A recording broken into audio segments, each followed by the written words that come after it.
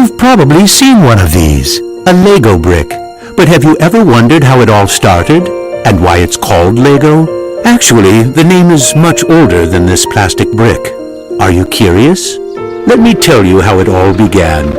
Many years ago, there was a skilled and hard-working carpenter named Ole Kirk Christensen. Ole was a respected carpenter with his own company, but times were hard, so he didn't have much money and had to dismiss his last worker.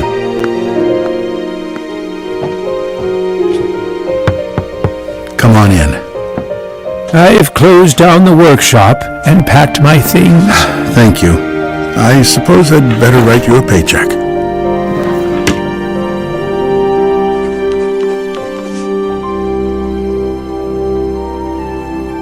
Take care.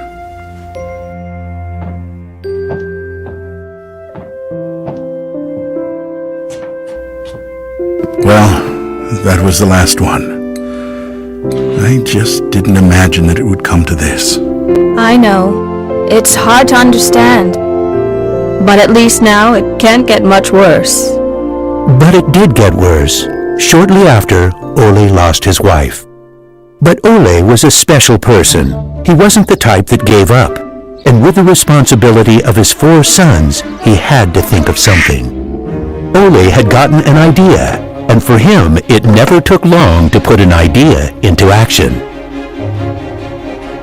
Ole's little invention made his boys so happy that he thought maybe he should start making toys.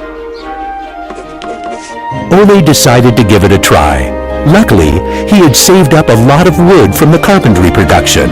He could now use it to make toys.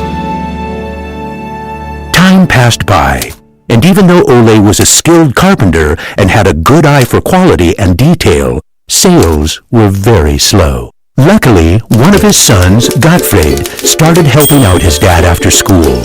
Together, they just barely managed to keep up the production. Eventually, word began to spread that wooden toys of the finest quality were being made in the little workshop in Billund. One day, a man drove into town, a man who would change Ole's future. He was a wholesaler from Fredericia. I've heard that you're making some very nice wooden toys. Well, one does his best. The wholesaler was very impressed with all the wooden toys and placed a big order before he left.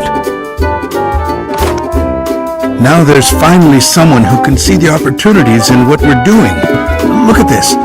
The wholesaler wants to put a lot of our toys into his store for the holidays. It's going to be a good Christmas this year, but we'll be busy. Now there was a lot to do in the little workshop, and Ole could rehire his former workers. Ole only used the highest quality wood, which was hand-picked and very carefully prepared. They worked day and night to get the order finished, so the wholesaler could get the toys out in stores before Christmas. Is there something wrong, Dad? I'm afraid that we're in big trouble.